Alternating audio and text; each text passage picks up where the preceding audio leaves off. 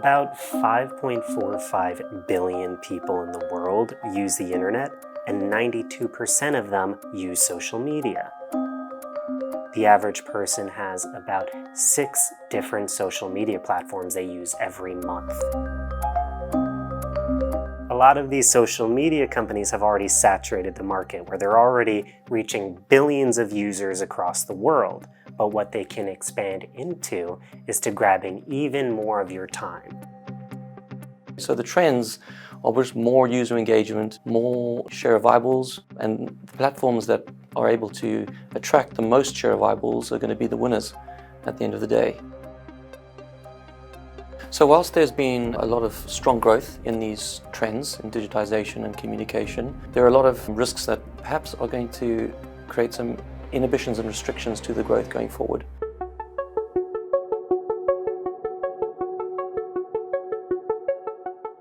The main players in the space are quite multidimensional. Companies like Meta have done very well. Meta has about 3.29 billion daily active users, which is about half the world population. And with that massive size, they just posted their third quarter earnings, and their revenue is over $40 billion, up 18% over the last year. Another really big social media platform is Alphabet, which owns not only the search engine Google, but also YouTube. YouTube has about 2.49 billion active users as of this year, and those users are being pushed through the algorithm to different advertisers. But at that scale, YouTube runs into certain problems. We just saw this big lawsuit that Russian courts placed against Google because Google was removing certain Russian video channels.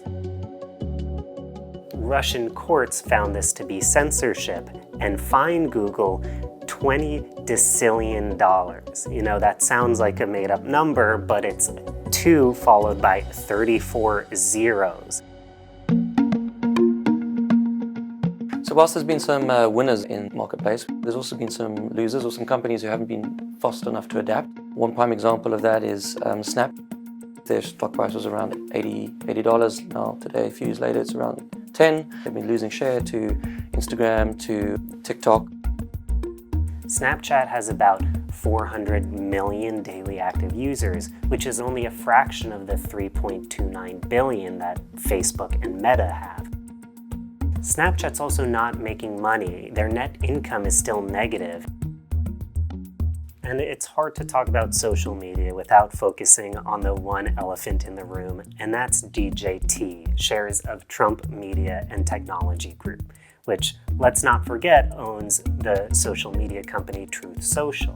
As a business, it's still posting big losses every quarter, with its most recent loss being $19 million. There are a lot of risks. Mental health is a huge issue.